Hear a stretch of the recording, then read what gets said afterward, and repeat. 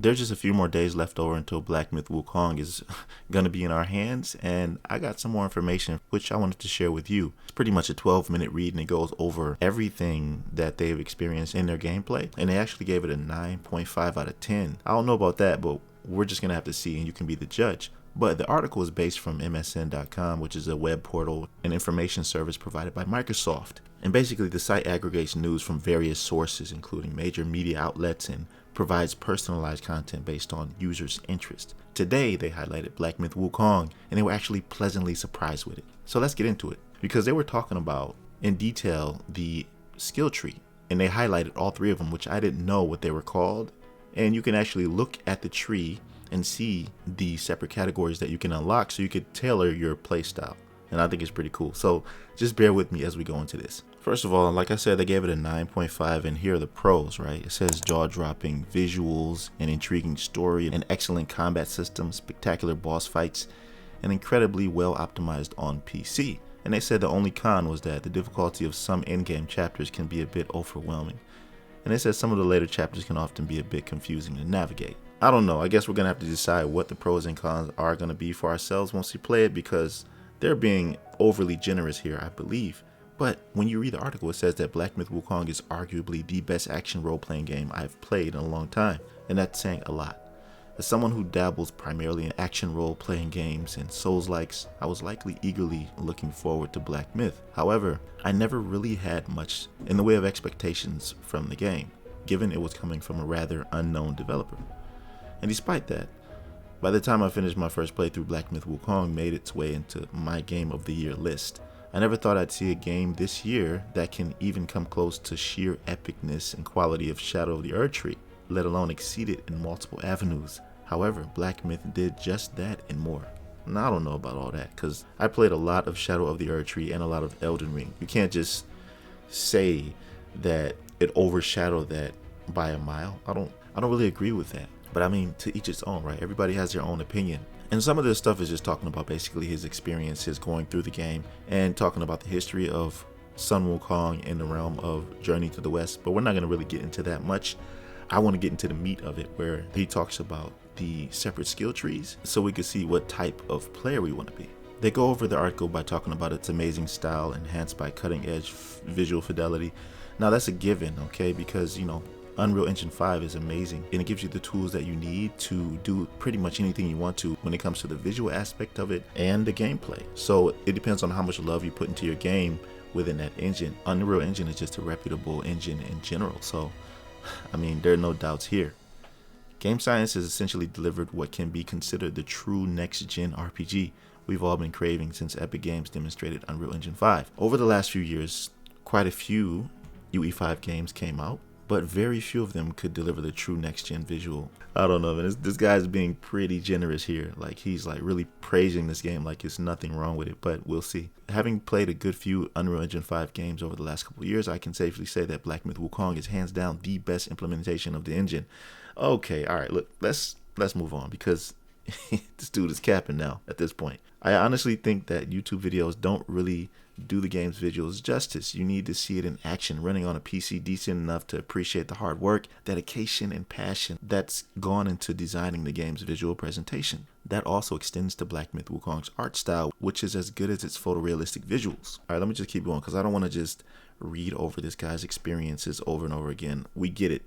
You love the game. It's been made masterfully, and it's a classic tale, but masterfully retold. I can attest to this. I read another article from the actual community in China and how they were talking about it's very historically relevant to Journey to the West, and they were pleasantly surprised with the outcome of the story and how it integrated with the game. So I can agree in this, but when it comes to the actual game, it's hard to connect the dots within the game that relate to Journey to the West. You have to actually research it yourself outside of the game in order to really find out what's happening between the two.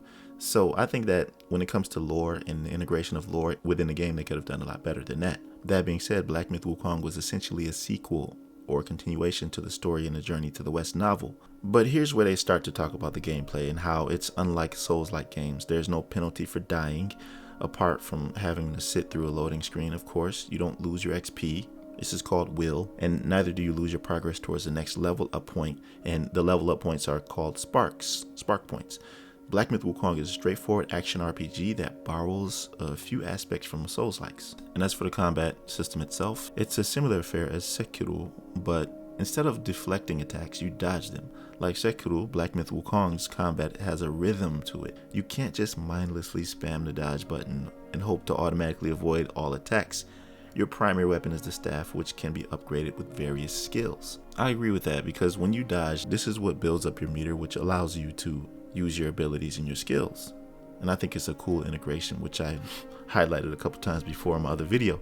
But you can unlock skills with sparks, which you obtain automatically upon leveling. I really like the skill trees that BlackMyth Wukong has to offer. It's not filled with random passive buffs and instead features both passive and active skills and upgrades for the staff, as well as the destined one himself. And here's the screenshot I was talking about, right? They have 3 separate categories: stamina, martial arts, and survival. Now you can't really see the names of these, but obviously when you go down a certain skill tree, it allows you to cater your playstyle to a certain perspective. Like stamina, if you want to spam attacks over and over again, obviously that's going to cost stamina, so you upgrade down this tree. It's going to allow you to master that aspect of combat. Then you got martial arts, which is like skill focus, where you have the abilities that you use in between attacks once you dodge and upgrade that meter to perform these. And you got survival. As you can see here, it has a heart on it, giving you the ability to sustain through attacks and status effects, for example, having less of an effect on you. So this looks pretty dope when it comes to it. I like this, and I'm really looking forward to optimizing my build based on this, aside from the gear that they offer in the game. Here's something else that they talk about, the boss fights, where they said that it puts modern RPGs to shame. Once again, they capping, man. If there was one thing I was most looking forward to in BlackMyth Wukong, it would be the boss fights. However, just like countless other players, I too was skeptical whether the game would end up being just a boss rush with little to no in the way of exploration and discovery. And honestly, this is where the game surprised me the most. I had some people comment on my videos about this.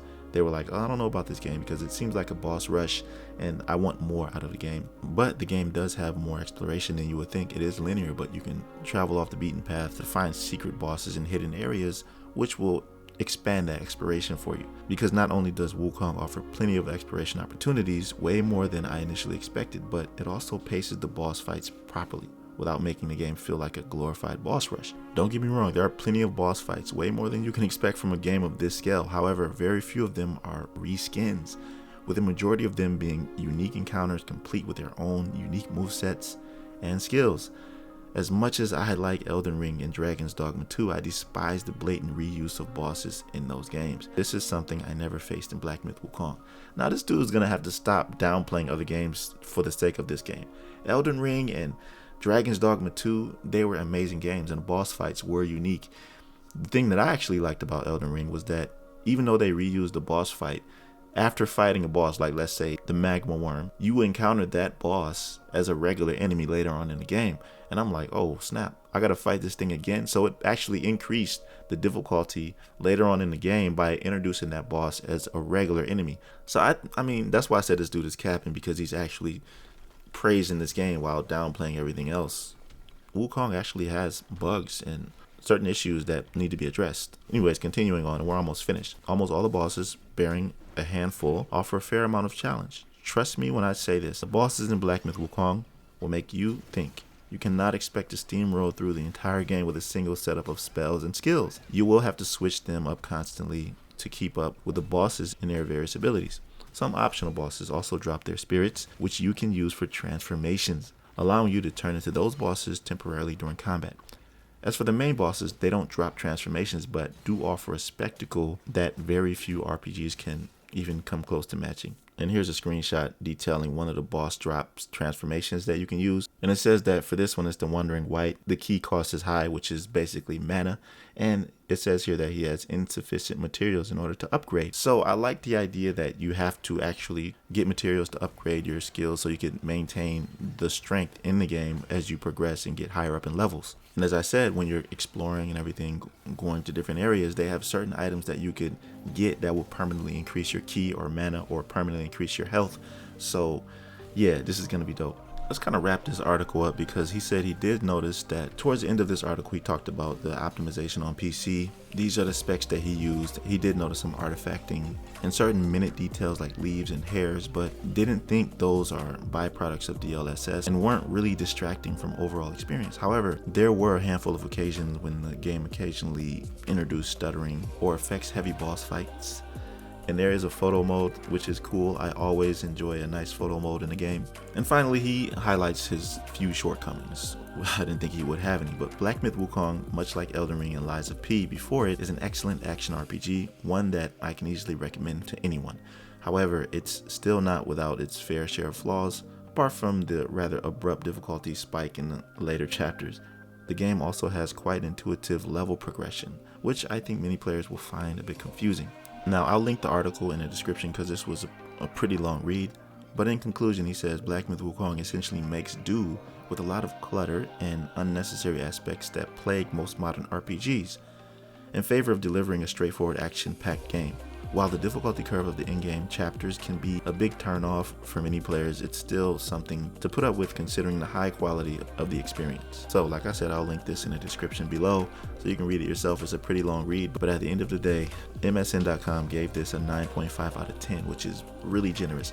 I like to wait to see for myself when I experience the game fully to see what this is really about and to see if it really deserves this. But that'll do it for this video. I just wanted to provide a few more details before the game comes in a couple of days. Let me know what you think about this down below in the comment section. And if you enjoyed this conversation, if you liked it, like the video. Also subscribe if you're new here. I will be covering WuKong extensively and I'd love to have you. I'll see you in the next one. Be right out.